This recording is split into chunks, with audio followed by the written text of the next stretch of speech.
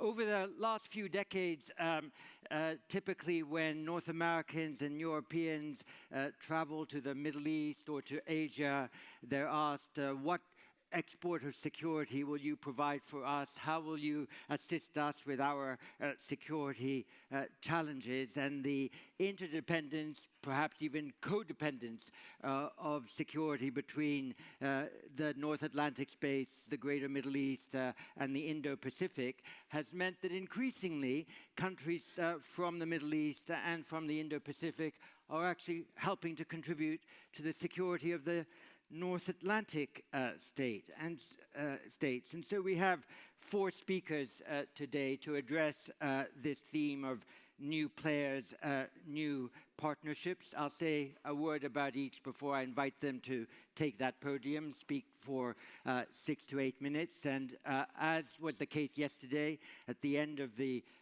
4 presentations, we'll move to a Q&A period. Remember the 2-step process. Put your card in the microphone, press the speaker button, it'll turn green, it won't be on. When I call you, it'll turn red, looking hot, because it is a hot mic, and then make your comment and ask your question. We'll aim to conclude this session promptly at 10:30 and invite you all back to the room a couple of minutes before 11 a.m., because 11 a.m. On the 11th of November is a very special time, and we'll want to have a minute's silence then. Very important that the foreign minister of our host country, Jan Lipavsky, is with us, a country that also has imported a little bit of security assistance from other parts of the world, notably from the Republic of Korea with their K9s.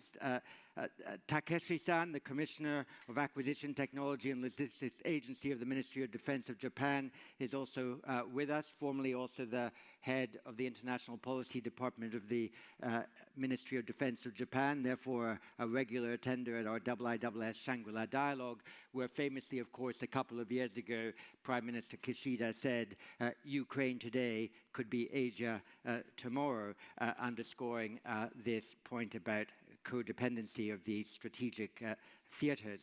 Delighted also to have with us Salama Jaberi, the Assistant Minister for Security and Military Affairs of the Ministry of Foreign Affairs of the United Arab Emirates. He was formerly head of the National Guard in the United Arab Emirates. And of course, the UAE has participated in operations on which NATO has led, including in the past in Afghanistan, and their interest in a stronger security connection with the North Atlantic space is evident, not least through their special relationship, if one could put it that way, also with the United States and other countries in their region. And finally, Angelita de Leon, the Undersecretary for Capability Assessment and Development of the Department of National Defense of the Philippines.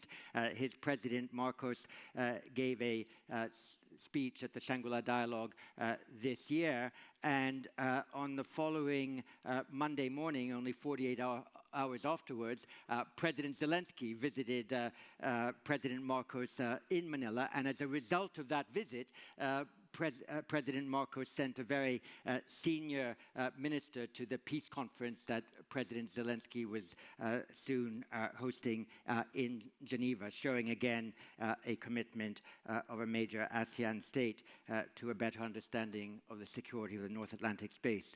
So with that filibustering preface, it's 9:05, and I'd like to invite the Foreign Minister of the Czech Republic to address this plenary. Thank you very much, sir.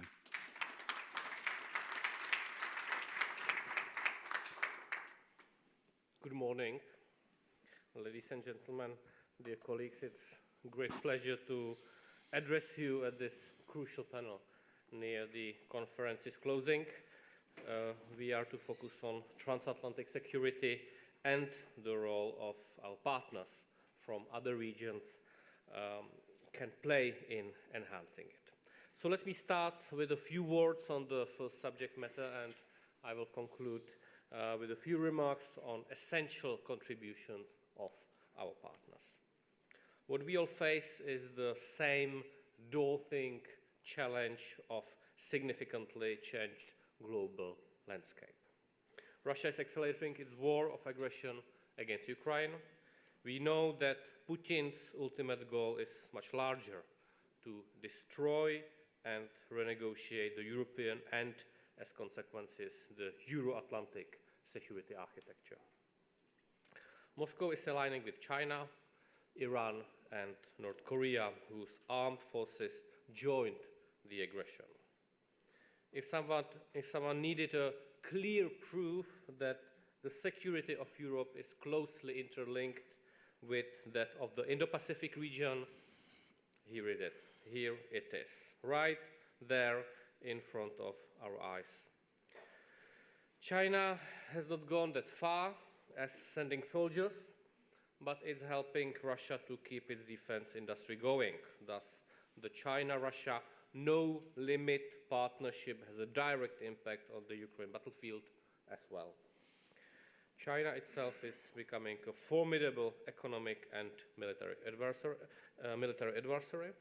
The growing alignment of our adversaries increases the risk, if not the likelihood, of conflict with multi-theater implications. We are facing those challenges equally on both sides of the Atlantic. The best way to cope with them is to do it together.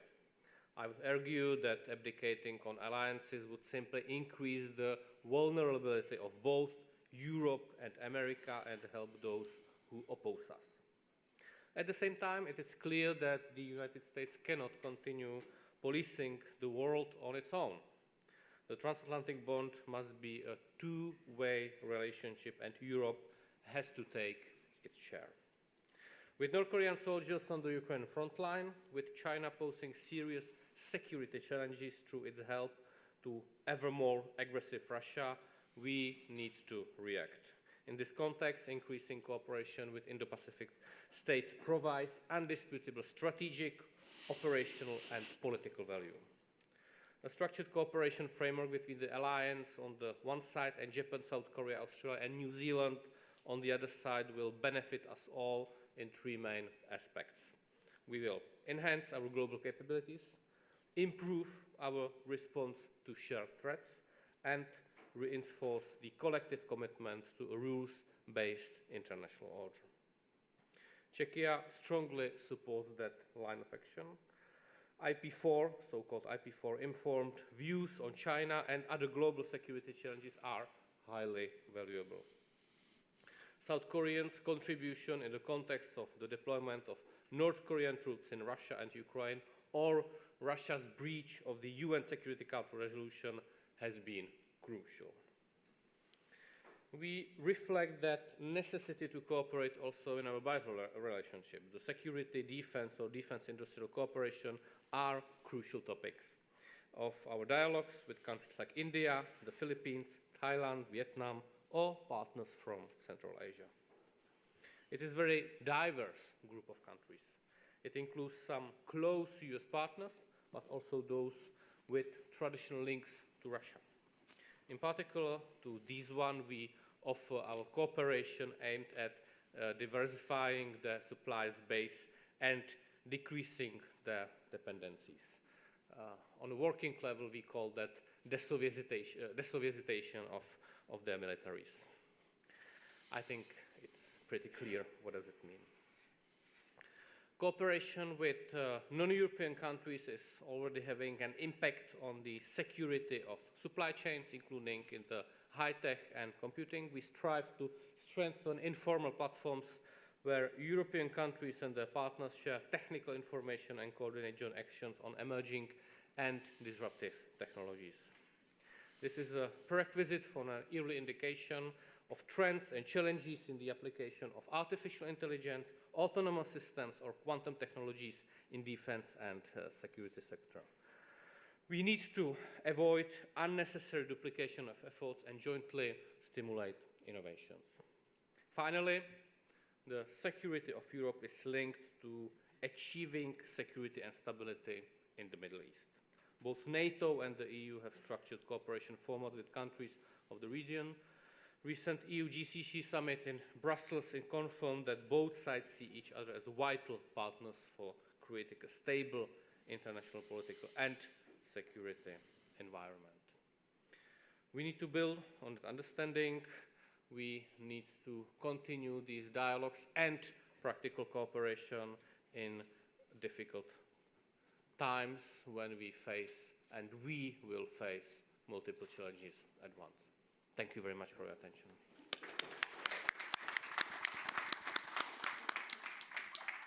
Foreign Minister, thank you very much, and particularly for underscoring that the diversity of your defense relationships now helps you in the security of supply chains, especially in the high-tech arena. With that, Takashi-san, the floor is yours.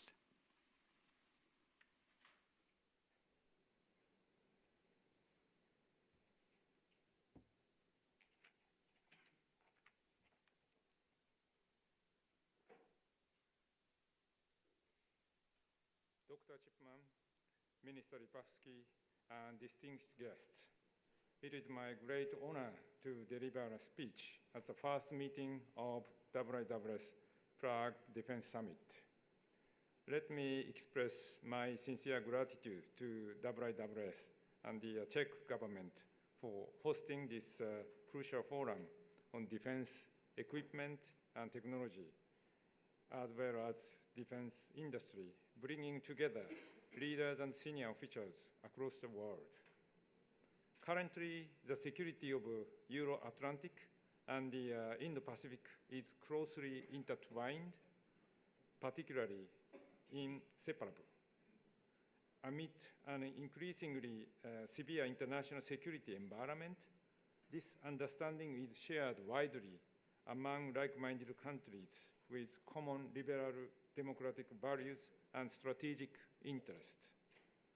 This has led to unprecedentedly international security collaboration between the Euro-Atlantic and the Indo-Pacific, which has been demonstrated by Japan's recent participation in the NATO summit and foreign ministers meeting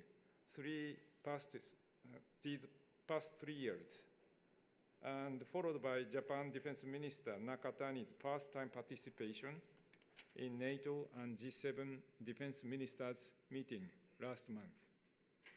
As a global community, we are now facing the greatest challenge since World War II. We have entered a new era of crisis, witnessing Russia's aggression against Ukraine in the Euro-Atlantic, while in the Indo-Pacific, we observe unilateral attempts to change the status quo by force. In the face of Russia's aggression against Ukraine, Japan has been providing non-lethal equipment and supplies amid strict domestic defense export control. So far, we have provided more than 100 JSDF vehicles, with more to come. Japan has also joined the European Lead IT Coalition and Demining Coalition. Under the Japan-Ukraine Support and Cooperation Accord, Japan is firmly committed to further support and cooperate for Ukraine. Regarding the Indo-Pacific security, we are witnessing unilateral changes to the status quo by force in the East China Sea and South China Sea, which contains the key shipping lanes connecting the Indo-Pacific and the Euro-Atlantic. We have also observed a significant rise of Chinese military activities around Taiwan. Military ties between Russia and China and between Russia and North Korea have also accelerated.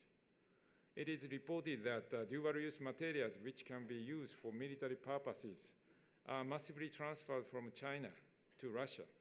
It is also reported that North Korea has sent more than 13,000 containers and 8 million shells and missiles to Russia since August last year, possibly in return for Russia's technical support on nuclear weapons and ballistic missiles. North Korean soldiers have been deployed to Russia and may have joined combat operations. And yesterday, Russia ratified mutual defense treaty with North Korea. We are seriously concerned about these military ties, which further deteriorate the situation in Ukraine and gravely impacts the global security. All of this to say, there is clear and strong evidence on the inseparability of security in the Euro-Atlantic and the Indo-Pacific. Under such severe international security environment, it is essential to build up a resilient defense industry basis, including defense production and defense technology basis. I believe this recognition is broadly shared by countries which experience the challenge of quickly boosting defense production in support of Ukraine. In the 2022 National Defense Strategy, Japan determined that defense production and technology bases are the integral part of the defense capability itself. Last year, Japan started implementing the Defense Production Base Enhancement Act, which reinforces governmental assistance to defense suppliers. Under this law, we are promoting measures such as diversifying supply chains, introducing robotics and AI to production line, and enhancing cybersecurity with financial support. Through this initiative, we will support the growth of domestic defense industries and reduce the risk of supply chain disruption. Japan also recently revised 3 principles on defense equipment transfer. This revision has expanded the scope and the types of defense equipment transferable from Japan. This has opened the door for Japanese defense industries to transfer their equipment overseas and also engage in international joint R&D and production projects. From this point of view, the flagship project is a GCAP, a Global Combat Air Program by Japan, UK, and Italy. This trilateral collaboration project allows the 3 nations to bring together their technological advantages, reduce the development cost and technical risk, and supplement respective supply chains, and achieve economies of scale.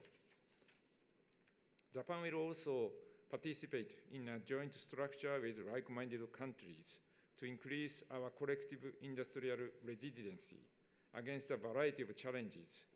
One pioneering grouping is PIPER, Partnership for Indo-Pacific Industrial Resilience, which is an effective multilateral framework established last month by the US and partner countries from both Euro-Atlantic and Indo-Pacific. Under this framework, we will reinforce a production and sustainment basis, as well as defense industry basis, including supply chains. This will contribute to strengthening joint deterrence and response capabilities.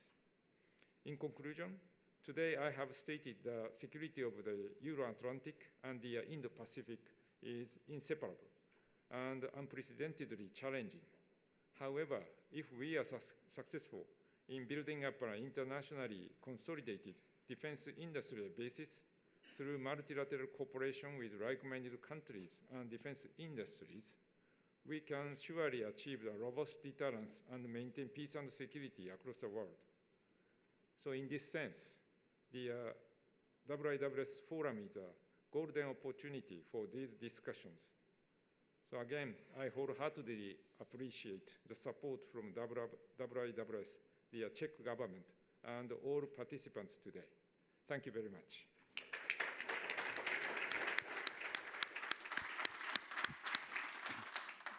Takeshi-san, thank you very much for a very data-rich presentation. One comment and a question I will park with you.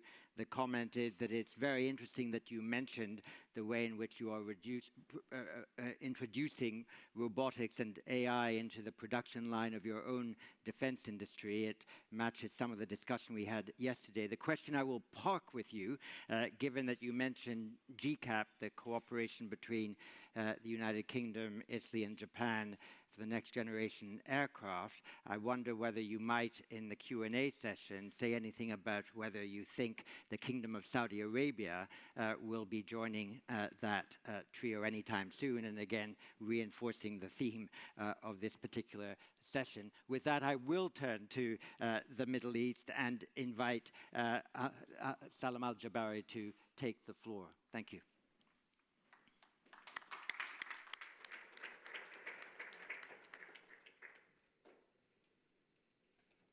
Thank you, sir. Good morning, ladies and gentlemen. It's a great pleasure and honor for me to stand before you here today speaking about the importance of military industries, which we consider ourselves one of the new players in this field. To be in a volatile region like ours, you must be strong and you must have a well-trained and equipped armed forces. We in the UAE in the last 20 years have been making tremendous efforts to build advanced military industry that meets the needs of our armed forces and contribute to our national economy. The world is currently undergoing a period of historic and pivotal transformation as global security landscape shifts toward multipolar world. This transformation reflects the emergence of new influential players in the field of defense and military industry. We in the United Arab Emirates fully recognize the importance of proactive adaptation to keep pace with these changes. And our strategic location at the crossroad of East and West has helped us to establish solid partnership and that extend multiple continents. Therefore, there is a pressing need to adapt a forward-looking and comprehensive approach to defense. Today, as a nation and defense institutions, we have new opportunities to leverage modern technology, and it is essential to establish innovative partnership that enhance both national and international security. A comprehensive defense approach embraces all elements of society. Must be adapted. We depend on a visionary defense approach that emphasizes collaboration and the investment in advanced technologies to counter evolving and rapidly emerging threats. Dependence on traditional armed forces and defense industries alone is no longer sufficient to achieve security. It is vital to build a broad network of partnership that includes academic and research institutions, national research and development capabilities, private sector innovation hubs, international technology partners, and strategic alliance, both regional and global levels. This is essential to building a flexible and effective defense framework that can respond to the challenge of the 21st century.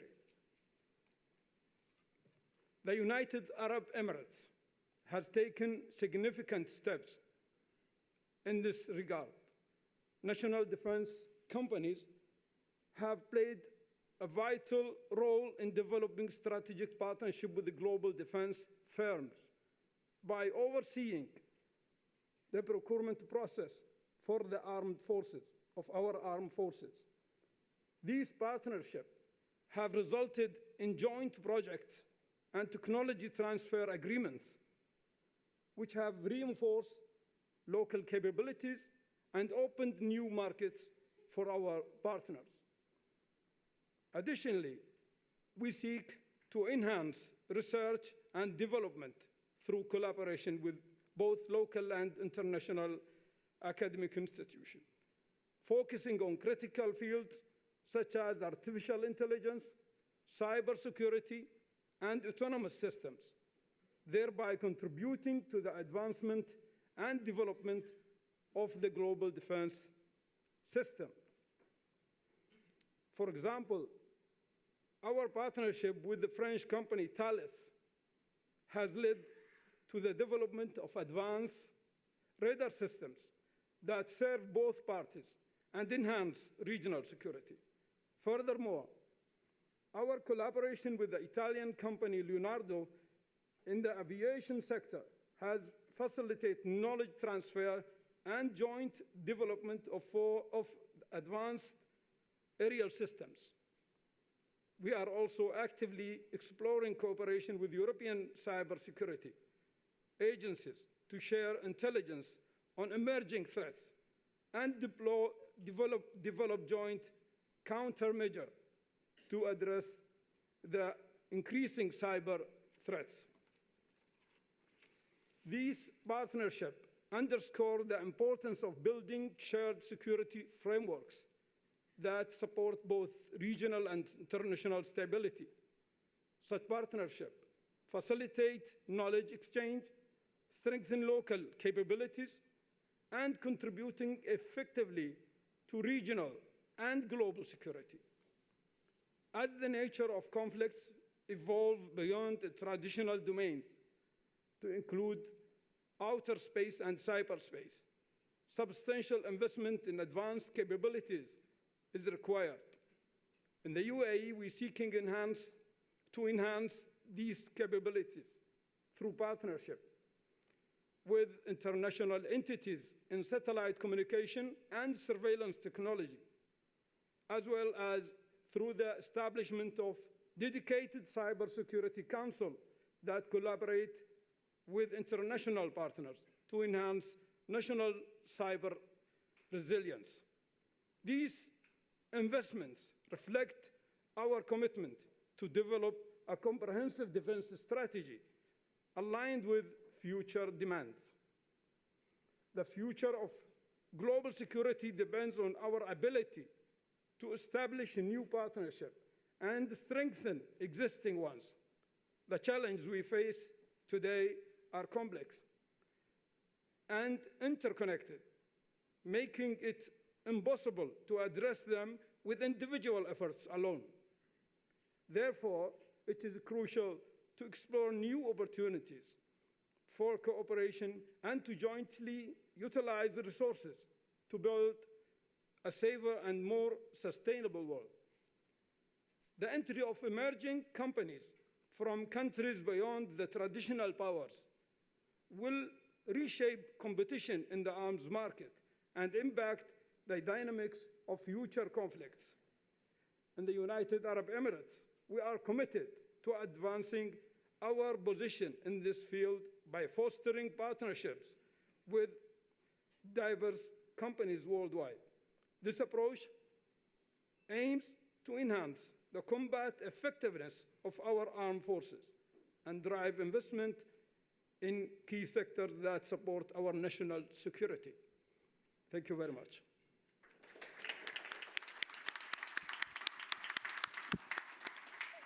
Thank you very much for providing so many specific examples of the partnerships that you are developing in the UAE. I might also park a question with you, given that the UAE has worked very hard to be at the cutting edge of AI, new technologies, and the like. How does the technological competition between the United States and China affect your room for maneuver in this area, and are you being required to make fairly binary choices on the tech front that require you to work more with some partners and work a lot less with other partners? But I'll give you a few minutes to think about how you answer that question. From the Philippines, Angelita de Leon. Gracias.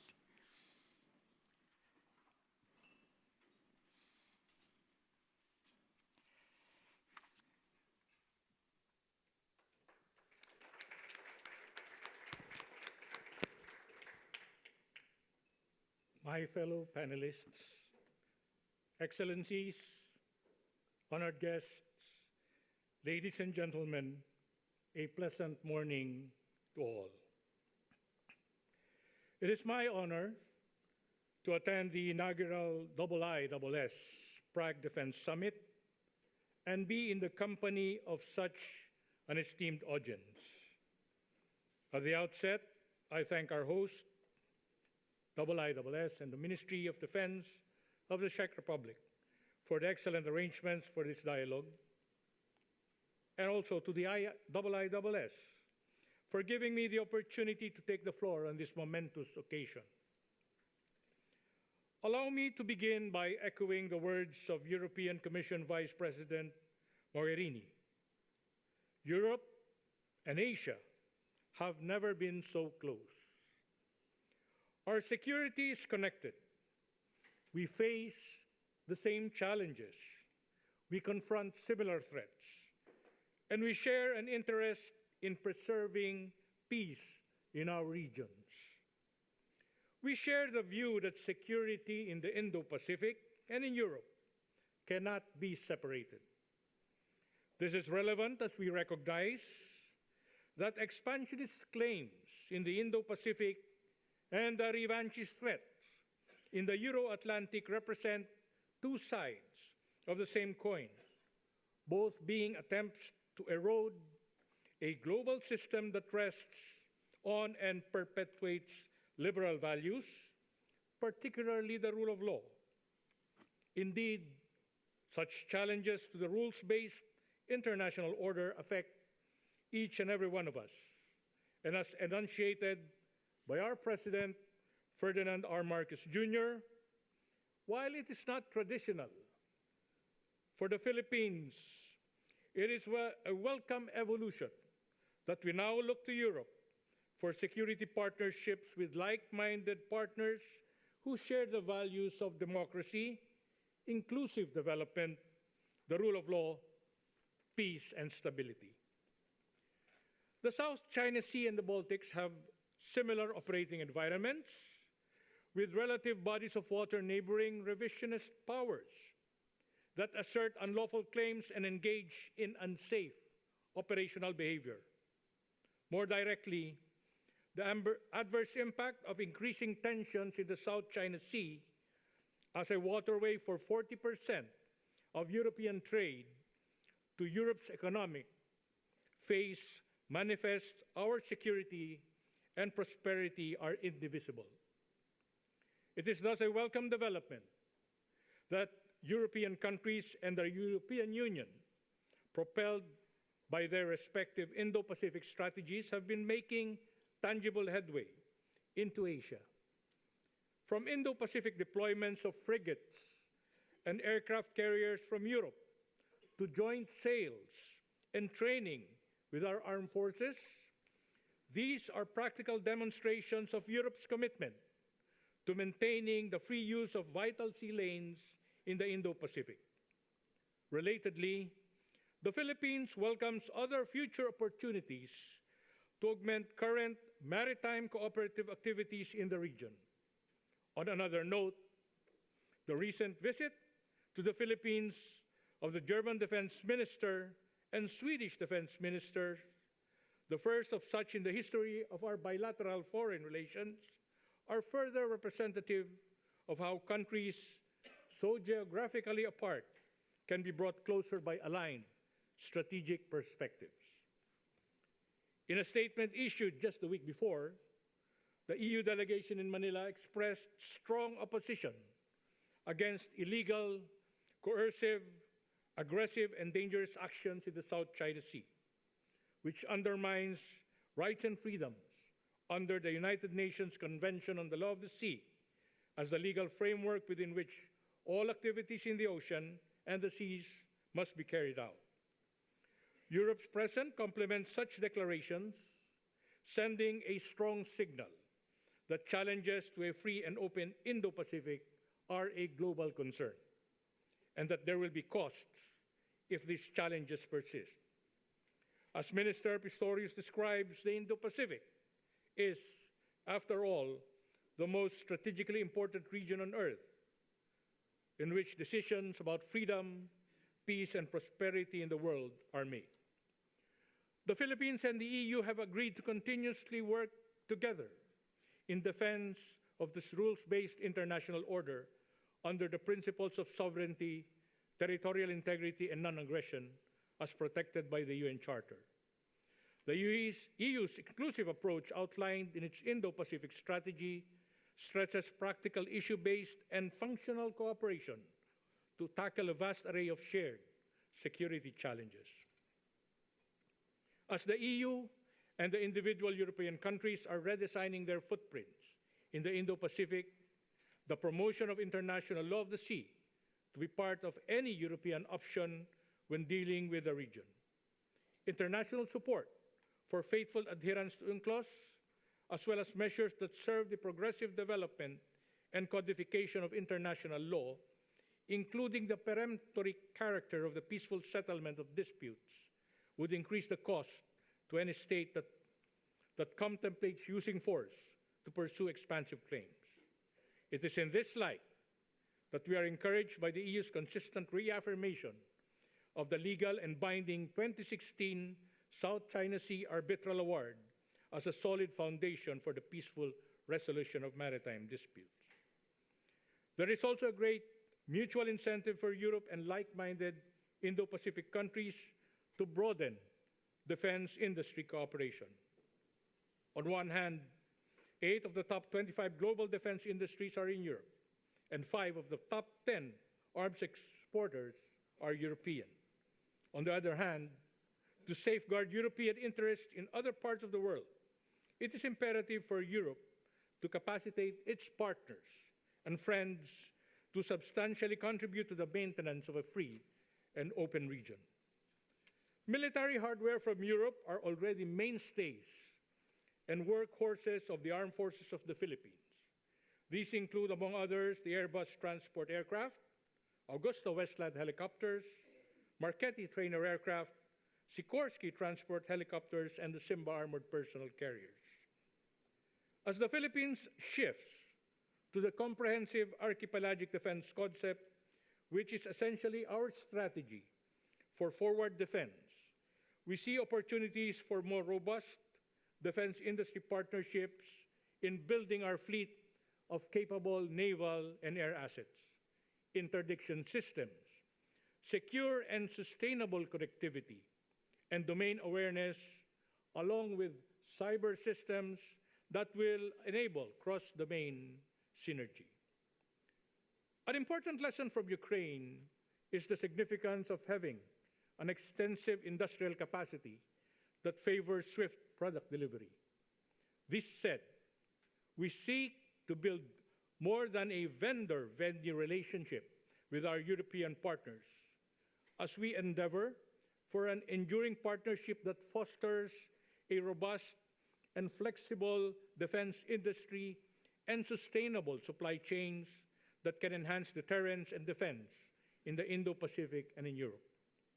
As the Philippines has recently signed into law the Self-Reliant Defense Posture, or SRDP Revitalization Act, which envisions to advance a holistic local defense ecosystem that is both reactive and predictive. We aim for an end-to-end approach in our cooperation that covers joint planning, research, development, production, procurement, maintenance, and deliveries. Colleagues, there is now more than ever a greater impetus to understand the defense and security dynamics between the two ends of the Eurasian landscape. The convergence of European countries and the EU with the Indo-Pacific concept binds us together and presents greater opportunities for us to think bigger about our partnership. Looking ahead, we ought to lay the foundations of a cross-theater ecosystem for deterrence that involves norms and standards, as well as technologies and industries.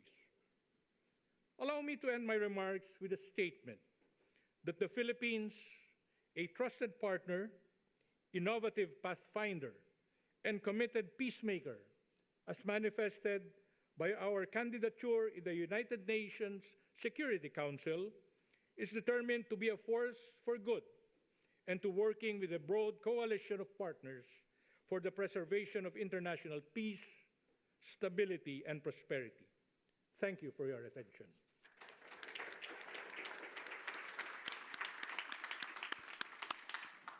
Undersecretary, thank you very much for that. As we move into the Q&A session in a moment, it might be of interest to our audience to learn even more from you about what kinds of specific capacities you will need to develop in order to fully implement your comprehensive archipelagic defense concept. You do have 7,200 islands, of which at least 1,000 are inhabited, so quite a complex sovereign territory to secure. And I wonder whether you have given additional thought to some of the modern capabilities that you'd like to procure in that interest. So with that, we're going to turn to the floor for 4 or 5 questions. Before I forget it, I just might want to ask Takeshi-san if he is able to say anything about the GCAP project and what his expectations are as to whether the Kingdom of Saudi Arabia might join it.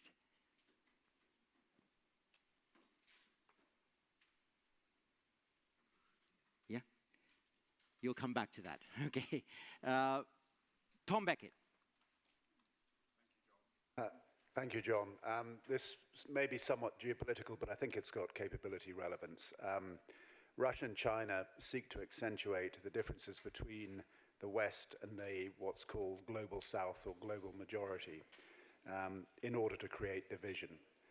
What should Western policymakers do to present their policies better in the global South in order to reinforce what we're talking about today, these new partnerships? And it's open to all of the panel, but I'd be particularly interested in the views of those countries either situated closest to or surrounded by what is that indeterminate term, the global South. Thank you. And from Poland, Marcin Czukowski.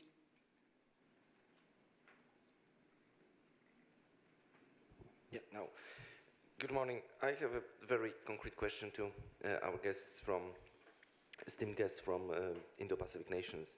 What concrete actions would you expect from European allies, European partners, members of NATO, allies of the US, in the context of the potential escalation in your region? So are we speaking about the political support? Are we speaking about more deployments, support for the freedom of navigation, like we saw from some allies who deployed the vessels, more interoperability building via exercises, more signaling of presence? I mean, just to understand better what are the expectations given the physical distance between the theaters and the fact that very many European allies do not really possess military assets in the quantity or of the type needed to engage in the Indo-Pacific theater. Thank you.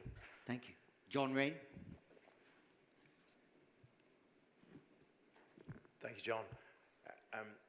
Recently, the Russian Foreign Minister, Sergei Lavrov, announced that Russia and Iran will shortly sign a comprehensive strategic partnership which will include defense.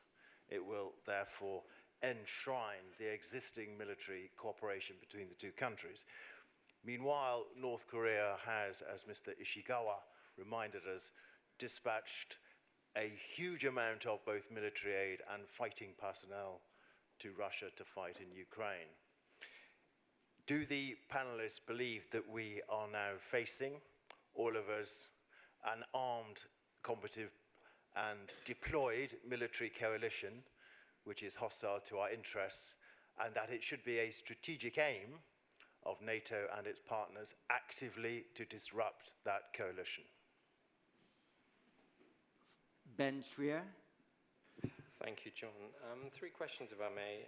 To Minister Lipavsky, I noted that you called China becoming a formidable military adversary. Does that mean that NATO needs to more actively, at the strategic but also operational level, prepare for a joint Sino-Russian threat in the future to the Euro-Atlantic? To Commissioner Ishikawa, what are your early lessons from Japan's participation in GCAP, and can we expect Japan to become even more actively involved in major defense industrial cooperation, for instance, a potential Japanese bid for the Canadian future submarines, something which a recent article in the Japan Times suggested. And to Secretary de Leon, you mentioned, both Germany and Sweden coming to the Philippines at the defense ministers level. What, actively practical defense industrial cooperation would you like to see with both of those countries? Thank you. And from the UK, Dominic Nichols. Many thanks. Dominic Nichols from the Telegraph of London. For Takeshi-san, if I may, you talked about GCAP, but could you talk a little bit about Japan's interest in AUKUS Pillar 2, how deeply involved you wish to get, and what barriers there might be given the security constraints of the other members being part of the Five Eyes Alliance? Thank you. I'll take a couple more. Bill Emmett.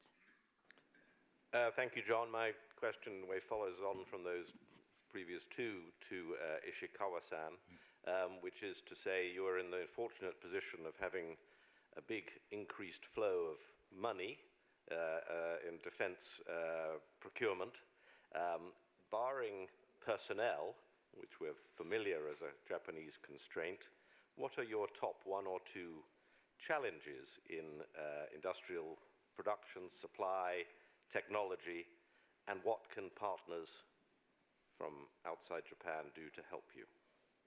I'll take two more questions, and I'll give tactical warning to our panel, which is I'll ask them to answer the questions directed to them in the same order in which they originally spoke. James Hackett. Thank you, John. My questions to all the panelists, really, to get their views on, as the UK is embarked on its strategic defence review, what do the panelists hope to see for their regions in terms of military?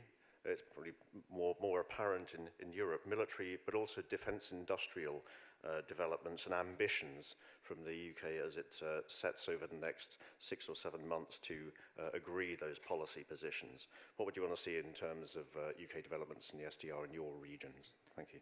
And from Microsoft, Jeff Bullwinkle. Thanks, John. My question, I think, builds on a comment you made as well as a question that Tom asked, and it's directed perhaps at Minister Al-Jabari in the first instance. But I might say just at the outset that I would congratulate the government of the UAE for the quite visionary approach taken to artificial intelligence, because after all, it was the first government in the world that had its entire a ministry devoted entirely to AI back in 2017, which is remarkable, I think, indeed.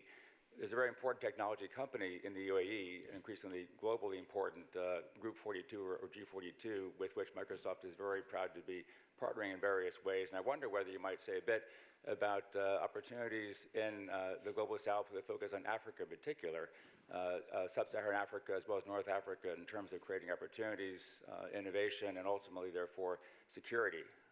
Thank you. Right. So I will come back to the floor for the others on my list and any who freshly wish to join it, but I'll ask each of the panelists to do 2 or 3 minutes on these questions. Foreign Minister. Thank you. I will go through those questions which I feel that are relevant for me. So first one for the West versus Global South, or I like the term global rest in certain way. I think we really collectively need to realize that the era of globalization is over, that the phenomena which started in the 90s with global trade and with the vision that multilateral order will solve all the issues, it's most probably no longer valid and start to behave properly.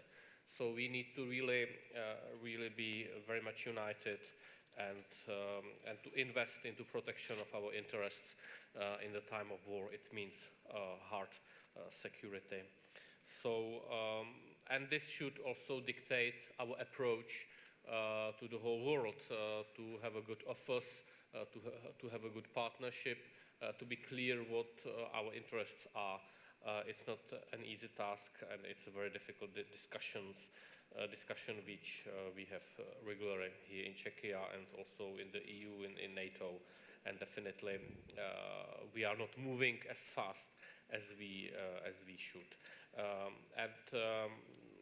I think very much the question by Mr. Ben Sher on the China NATO relates into that very much because this is something where NATO is able to agree that the Chinese technologies are the issue, that we need to protect our world of technologies, that we need to be prepared for the emerging technologies, but we are not able in the NATO as such move further. I think the format when meeting with four Indo-Pacific partner is very important, but and I will be very open now. It's the European Union, certain countries of the EU, and the dependency on China, which do not allow to move forward in this regard, and it will be very interesting, this kind of debate with the new administration in the USA. What will be the dynamics of that? I think everyone could listen to Ursula von der Leyen on Friday when she said, okay, now we will be buying gas from the America. Oh, such a great thing, not to send money to Russia. I would welcome that very much.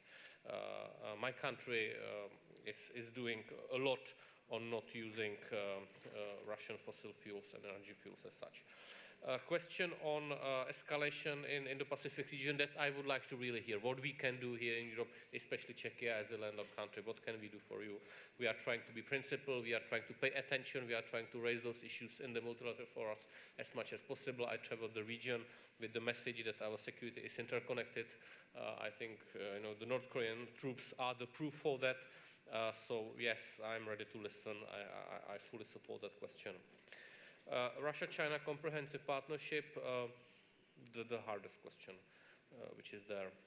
Yes, we are facing some kind of military coalition, and that's the question of the future. Question related to defense industry development vision. I'm not the subject specialist. Most of the Czech defense industry is in the private hands. I think the role of the state is to help with the development of that. We play a role of supplier. Our defense industry supplies not only Ukraine, but many other areas in the world, many other countries. And we need to also participate on the best project in the world. I'm so happy that our country is procuring F-35 planes, but not only procuring them, the one of the best weapons in the world, but also that our companies will participate on the supply chains. It will help us to embrace new technologies, and I think that's the biggest challenge we currently have regarding our defense industry, not only to modernize, let's say, Soviet weapons, but to have a top-notch production and be part of this world. So I don't want to be longer. Yeah. Thank you very much. And actually, on formal agreements, it's worth underscoring that there is now a mutual defense agreement between Russia and the DPRK. Ishikawa-san. Yeah.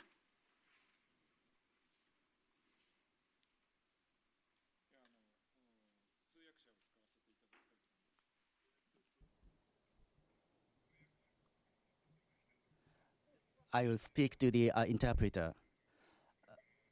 Russia and then North Korea and China having a strategic alliance, how Japan will react to that alliance. For these alliances, we are not clear. It is not clear that what kind of alliance is they formed. But for the military operation, they train, exercise number of times in order to react to this operation. We based on the US-Japan alliance and like-minded countries, we cooperate these countries, US and then the like-minded countries, to react these movement, and then we can supply for the defense supplement, and also cooperation with European countries, these European countries deploy their vessels to Indo-Pacific area. For example, Germany, Britain deploy their naval convoy to Indo-Pacific area. And also NATO having the framework, and we can cooperate with Indo-Pacific area, can join the NATO exercise, and then we can share the strategic operation with NATO. The liberal democratic country will form the cooperation with these countries, and then as a member of the democratic countries, we have to react to these alliances of Russia, North Korea, and China. And the next question is, we have the restriction of the deployment of the military, and then we have GCAP, but we have development of next generation jet fighters development, and 2030s we try to make possible that next generation fighters through the alliance with the cooperation with the United Kingdom and then Italy. That is a first attempt to make the research and development of fighters through the trilateral cooperation. And we try to revise our defense production and technology basis. And in the future, we can deploy these new developed military capability to the countries. But we cannot supply these new developed military capability to the war zone. So based on the three bases, that is a GCAP, we deploy our newly developed military capabilities. And Chairman Chipman said, you talk about the cooperation with Saudi Arabia. GCAP we exchange idea with the GCAP countries. If United Kingdom and Italy will agree with that, but we have to negotiate with other countries as well. We cannot name particular country. We have no agreement with other countries, so we cannot name these countries. So we cannot say anything about other than United Kingdom and then Italy. For the budget, increase the budget of the Japanese defense budget, we have restriction of the 1% of GDP is a cap for the defense budget. But this restriction has been removed. But still, in fact, for the long time, the 1% of the cap of the GDP has been reserved. But recently, this restriction is revised, and then we now have a 2% of the GDP is a cap for the defense budget. And by 2027, our defense budget will be reached to the 2% of the GDP. And then for the challenge for the Japanese defense industry,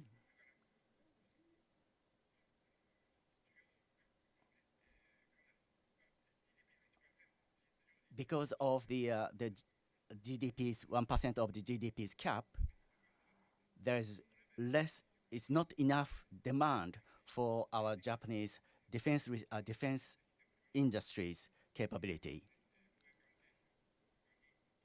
But for the defense budget will be increased, we may invest to the defense industry for their capability of research and development and then production. For the deployment of the missile, we have restriction for that the deployment, but the revision of the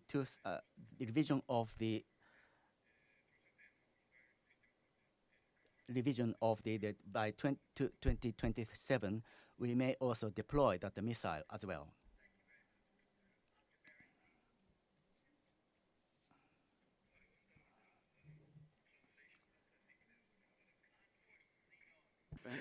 Well, I will try to answer the question as. You want me to start with the question which you raised? Yes, please. As we all know, United Arab Emirates is a strategic partner with the United States of America that announced in the last visit. We work very hard with them. I know we have a balanced relation between all countries around the world, with Russia, and with China, but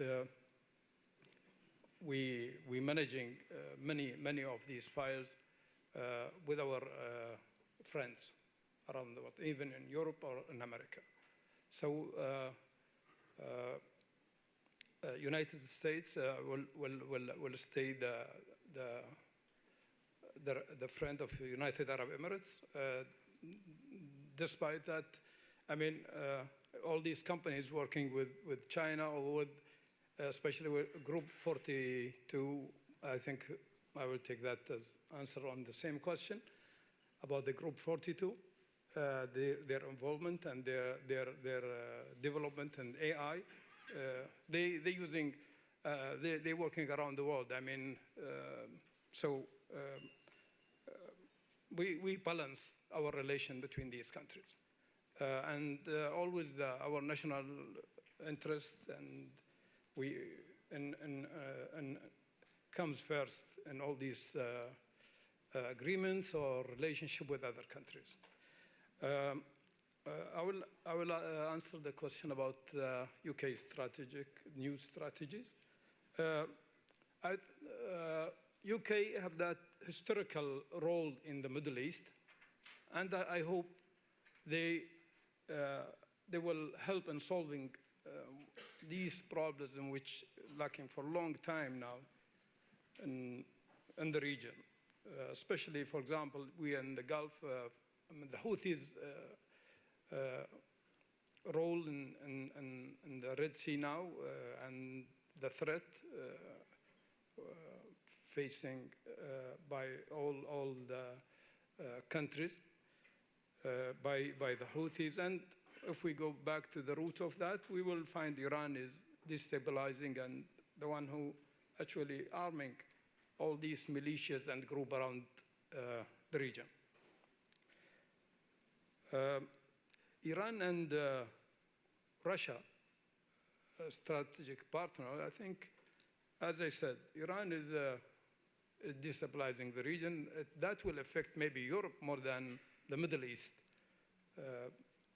We live for, forever with the Iranian threat in the region, and they're still causing that threat, imposing,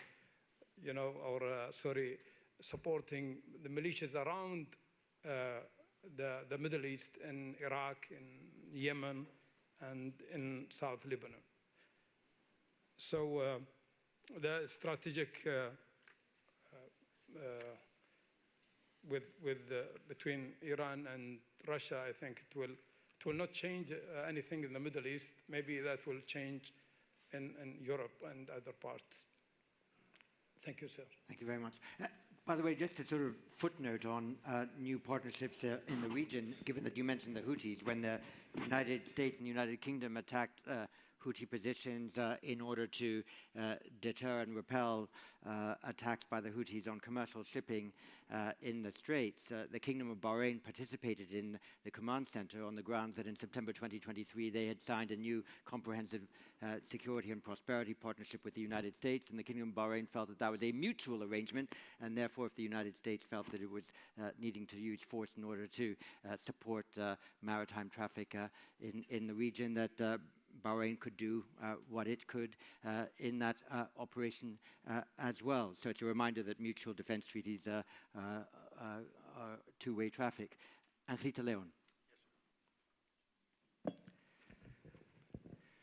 Let me first address the first question of our Sir Shatma.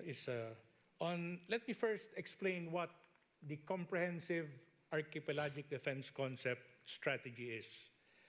The Philippines has been plagued with an insurgency problem for more than 5 decades.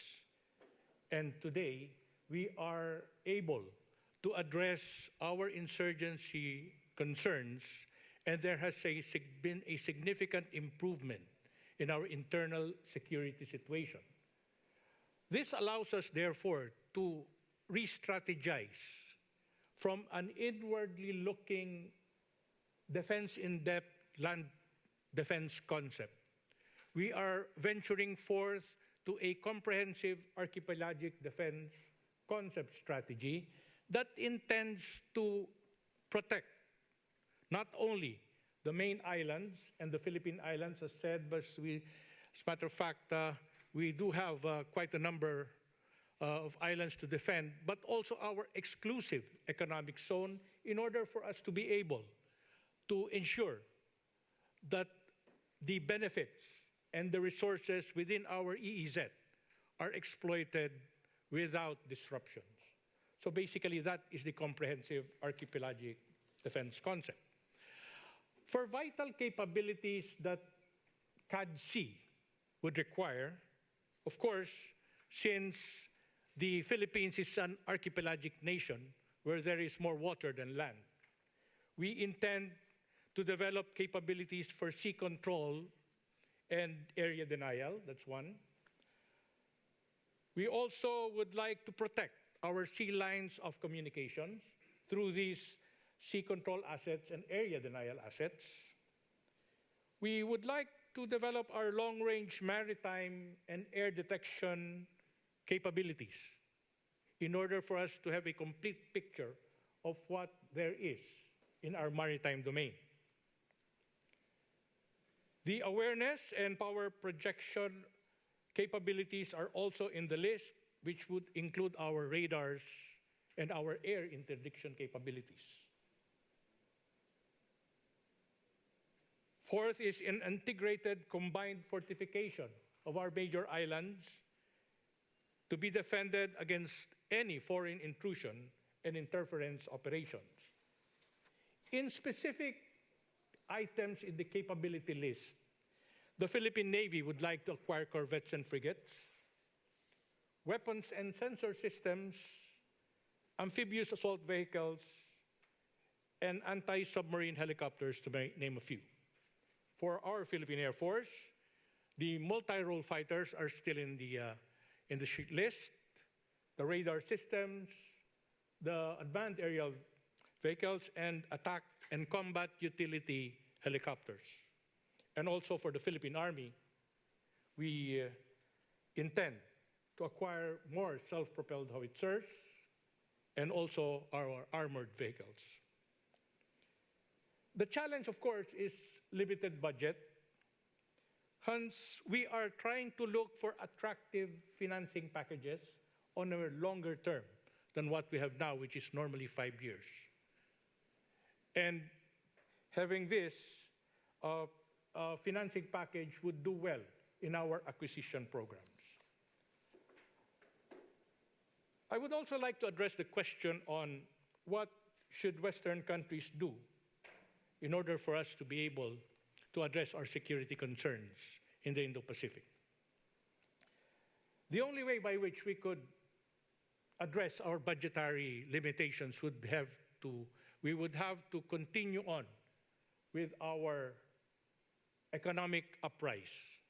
The Philippines is registering a 6% growth rate, quite high from the world average, and economic resiliency would enable us to be able to acquire systems and weapons that would support our comprehensive archipelagic defense concept.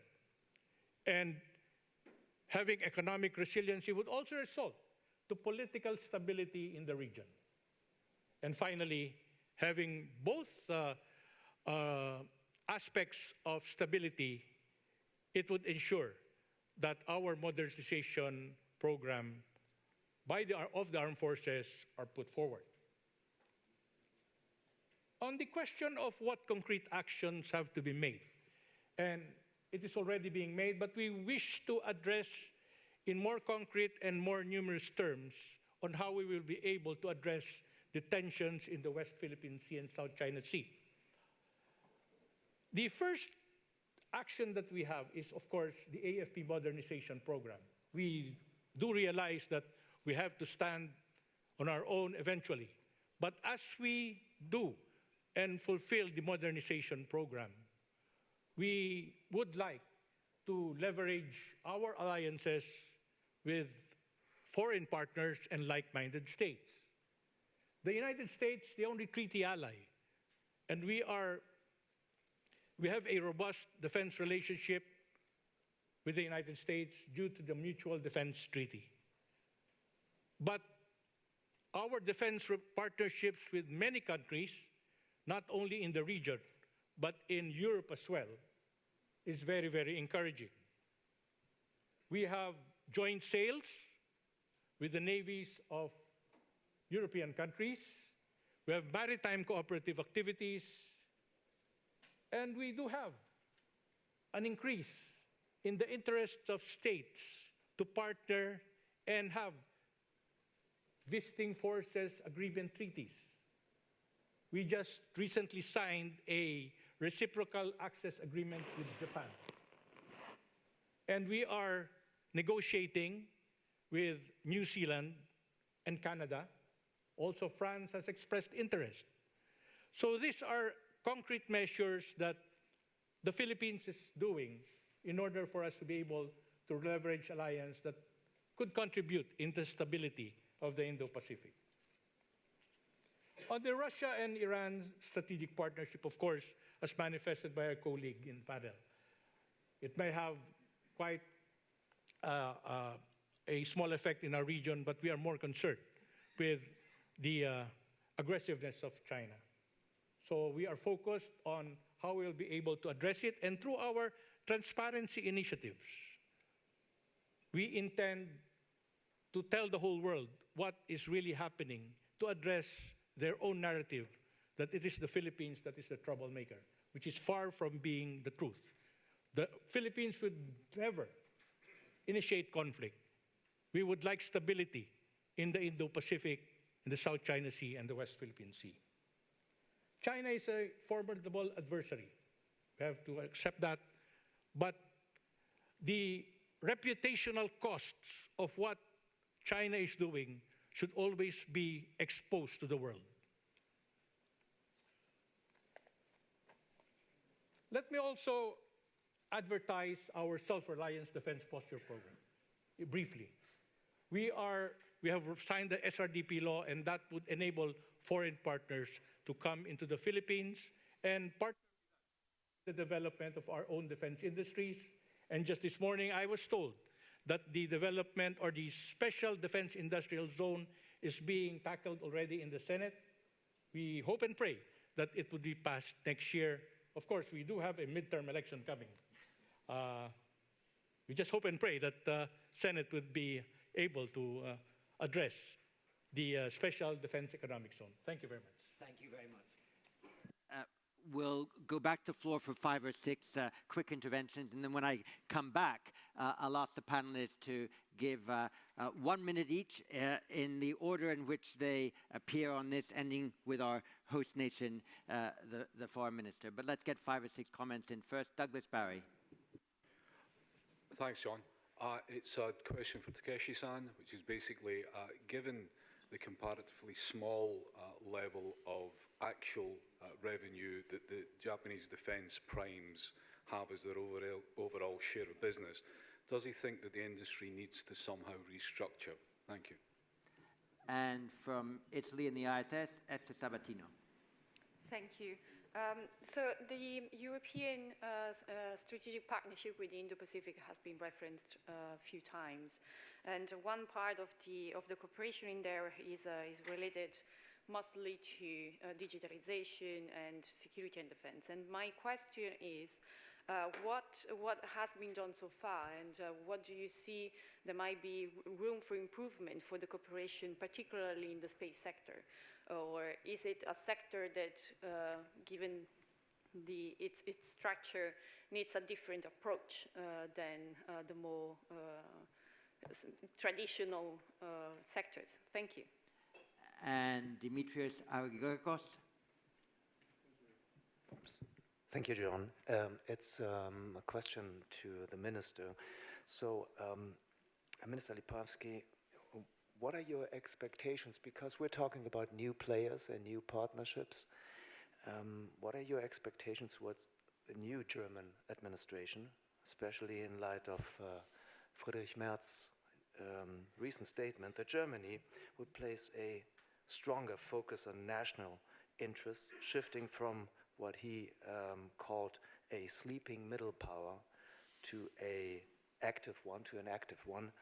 And additionally, because I really like your thoughts about the European Union and what the European Union has to do, in your assessment of whether Trump's landslided re-election, and it's landslided because he won Arizona as well, as US President could serve as a catalyst for completing the European single market during Trump's term, thereby strengthening the European Union's economic and political resilience through deeper integration and laying the floor, the framework for a new political and economic agreement with the United States. Thank you. Thank you. From the UK, Tim Wilsley. Thank you, John. My question is for Ishikawa-san and Mr. De Leon. Looking at Europe from the Asia-Pacific, can I ask which looks the most attractive option? A, that Europe devotes full resources to supporting Ukraine, making sure that Russia doesn't benefit from its aggression, thereby sending a message about our commitment to allies, our strategic patience, the effectiveness of our weapons, and our commitment to the rules-based international order.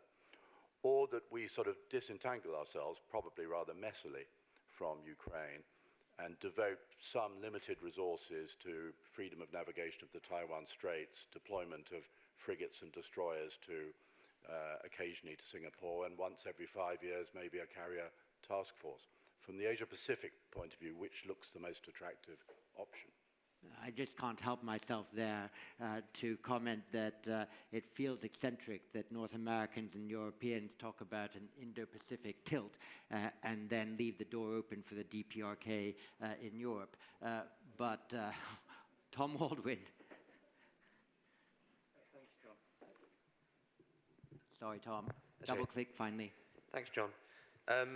For our non-European panelists, how are you worried, or how worried are you that the deteriorating security situation in Europe will actually reduce European involvement in security affairs in your region? Thank you. Ben Barry. Thank you, John. My question is about the war in Ukraine. Mr. Trump has said that he wants to end the war very quickly. Do you think this is achievable? And what, if anything, can your country do to help to end this terrible war? And Dominic Morley. Thank you, John. My question is for His Excellency General Al-Jabri.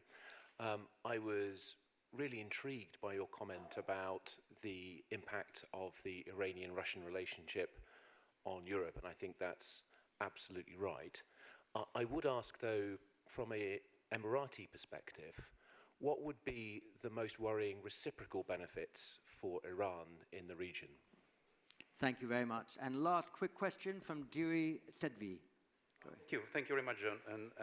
My question goes also to the Commissioner Ishikawa. And by the way, we had a very good meeting yesterday, bilateral, exploring the ways and options of exchanging views and information on between the European Defence Agency and his team. Now, in your expose, Commissioner Ishikawa, you touched upon the challenge of ramping up the capacity of the Japanese defense industrial and technological base, indeed enhancing its resilience against or vis-à-vis versus the critical dependencies, insecurity of supplies, bottlenecks, etc. Now, it would be good if you could share with us some lessons learned and perhaps concrete examples how you mitigate or how you tackle this challenge, which is common to all of us. Thank you very much. Brilliant.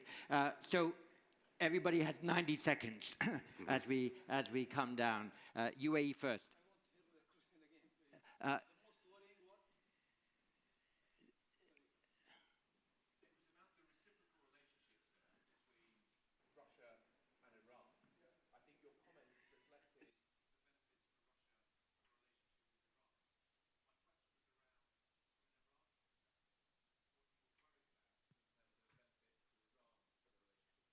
What will Iran get from the relationship with Russia?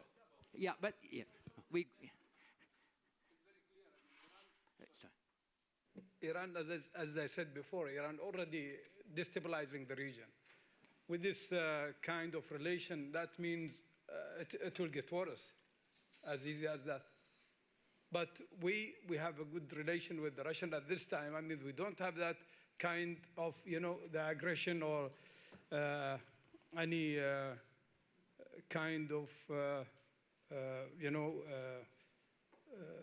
having any difficulties with the Russian. So our problem, even with Iran, actually, Iran, we live in peace with them, even though we have that kind of understanding. But it will not change, I think. It will not change. I mean, this new relation between Russia and I think it is Iranian, Russian interest. Iran having this kind, they get in trouble with the situation in the Middle East against with Israel, with the United States, and Russia having the same problem. I mean, so they work together just to help themselves. But we in the GCC countries, we are not facing any problem, I mean. Thank you. Anklita? Yes, I hope I make the 90 seconds. Let me address it. Some of the questions are interrelated anyway.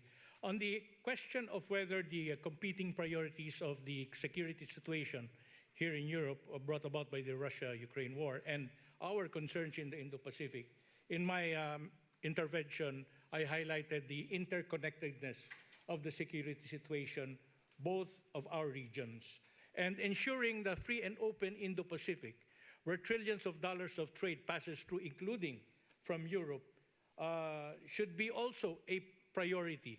But I am not saying that it should be more of a priority than what you have here in the Russia and Ukraine war. The stability of both regions are imperative, that there should be a careful balancing act on where the priorities would go.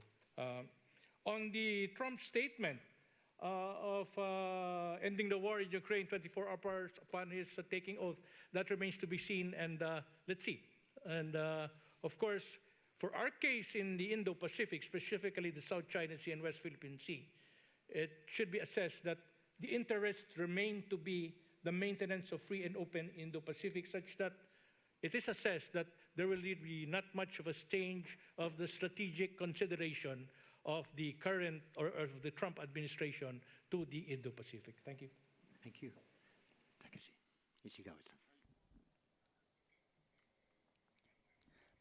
At first, for the restriction of the budgetary budget, does it change the military industry's structure. For example, standoff missile, we did not supply because of this restriction. And the high technology which can be applicable to any, we have to remove restriction for this research and development of the high technology defense production. We have the restriction on this research and development, but for the changing the scene of the battleground, we have to revise this restriction and then make investment possible. And the relation between European countries and Indo-Pacific, what is a favorite option? The favorite option is various options. For example, for the defense industry, Japan, United Kingdom, and Italy, GCAP, will develop the next generation jet fighters. This program is one of the options for this favorable option, one of the favorable options. And then we have challenge from Euro-Atlantic and Indo-Pacific. We have to make the coordinated approach to this threat. In the Pacific and the Euro-Atlantic must share the challenge. And then we have to coordinate to approach to these challenges. For the supply chain, United Kingdom and Italy, we have to cooperate with these countries. And then we have to enhance the supply chain between the Japan and the European defense industry. This is a good opportunity to enhance this relation between the European and Japanese defense industries. And for the export restriction for the Japanese defense industry,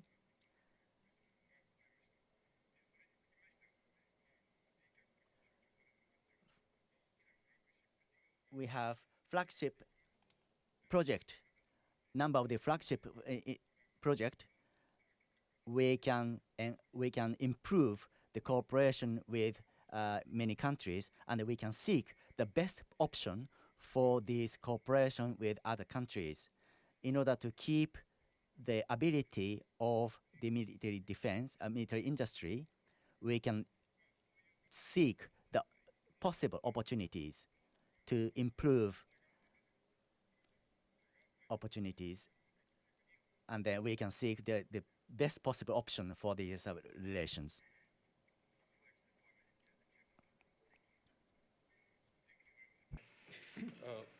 European partnership within the Pacific. What is working very well is a cooperation in terms of cybersecurity. Even for Czechia, this is a thriving sector. Same may go for space. We need to do more on emerging technologies.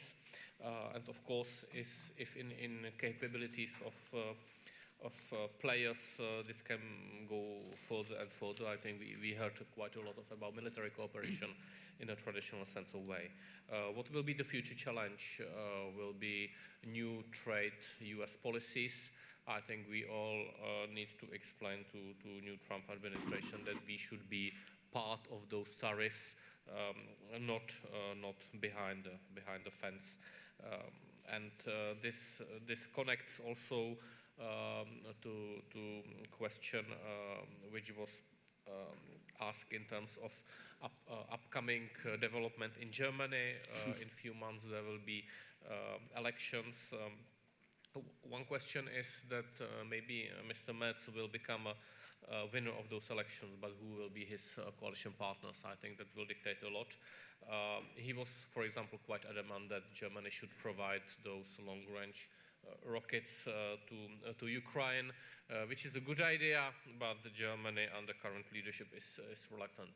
But on the other side, if you look at numbers, it's Germany which provides more than half military and other aid to Ukraine from the European continent. More than half, one country. Not the other big, strong countries in Europe are not providing definitely enough. So maybe Mr. Merz will be able to use it to more rhetorically, more politically, and maybe to enhance it in a way that the Germany will have this leadership role, which we know that Europe needs some kind of leadership.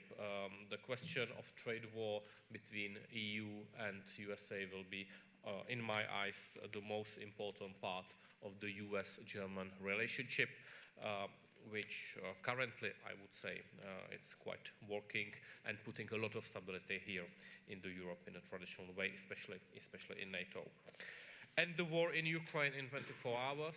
So since the elections, it was already 24 hours. I do not believe in that scenario, honestly. I do not believe. I think it's now our task to explain the new Trump administration that they need to realize that Ukraine is not the battle. Ukraine is a battlefield, but the battle is much wider. It is a war.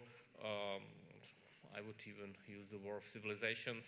And we have to survive, and that the better they realize that, the sooner. And definitely we must not repeat the Munich Agreement from 1938.